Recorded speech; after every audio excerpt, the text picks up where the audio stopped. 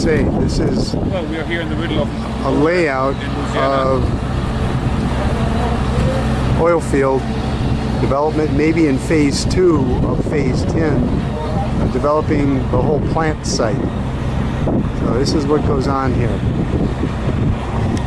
Looking at here, Kelsey. This is just going to be a, they're going to feed into this line, and then these are all T's. It's going to branch stuff off like this. turn around. You count 1, 2, 3. It's pretty simple. Got it. See, these both of these pieces start off with an angle. It's just called a bevel. And what they do, yeah, see right here? See how this has a degree angle? Yep. The welders, when they connect it, when they put the pipe right here, all they're doing is filling that gap up, and it melts all that metal. So that's how you connect two pieces of pipe together. All right. Excellent. Excellent. That's a nice shot of this whole piece. See, look at this, and our first identification is here, and then with the arrow going down, our second one's going to be down here, and so on. And that's a number belt, or what we call it. And all it is a piece of tape or something that holds lead numbers onto the pipe. And like Kelsey said, it's just used for identification purposes for our film. But and then so also this is a T fitting, and with T fittings, they're going to be a little bit out of shape to regular pipe, and so you can see the high-low as presented here. What? See, it's thicker. This side is thicker than this side because this is a fitting. It's not necessarily thicker, it's just Set differently. Correct. When it's molded, it's set differently than the pipe. Because sometimes either side can be egg-shaped a little bit, and then you've got to fill in. See that area right there where it's... So you can still see the bevel on that. And this is called a false bevel. When you see it on film. Yeah. Like this is an example of... Now, who come in and fill that in? Well, it's an example of external undercut, undercut where they didn't do it.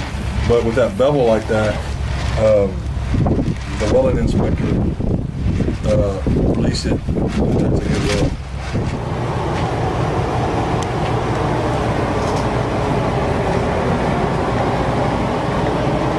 It's amazing that they have 4G out here. Unbelievable. Pointing up, so I rotate them, I get them in the right direction, and then what I do is I check the penny placement on these. It's got to have two IQIs on it. So, and then I check the information that the customer wants. The weld number is on here. The date is on here.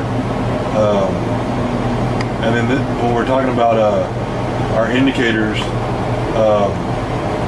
that are around the pipe, the A is our first indicator, and then our B, and then so on. And then when you get back down to D, then your A is your last indicator. Okay. So, and then what we also do is look for indications in the weld to make sure that the integrity of what we're shooting is correct. So, like we're saying, you can see the shadow right there. Well, it also comes across there. Since that's D, it should be there as well. Okay, so that's stuff that we look for. And then the other thing that one problem that we have in digitizing like this is if they shot this shot longer or shorter than the other shots, the density's got to be off. Yeah. Okay, so what I've been able to do is when I export it into Photoshop, I can select a section and just do the section contrast. Can I do that here? Section shot across, I'm not sure. Measuring the OD, yes.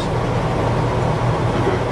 You can measure the OD over a line. That's what. When I right click on here, I know I can manipulate. You told me I could do that. Here we go. This is Eagle's mobile lab.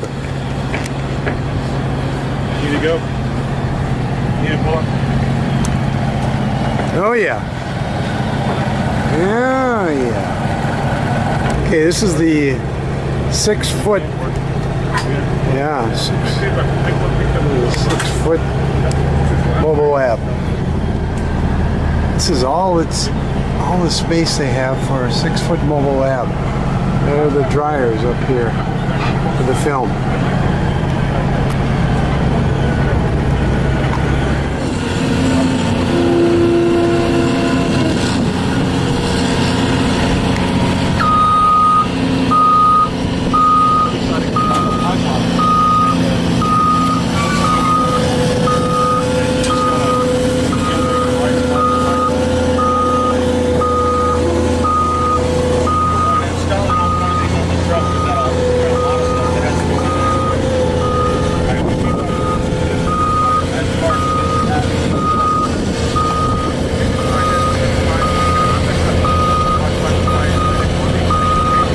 These are inch-thick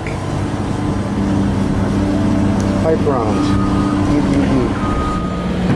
Okay, now here's what they call a pipe T. Oh my gosh, sinking in the mud here. So look at how big. Yeah, there's Kelsey. How big that sucker is. Wow.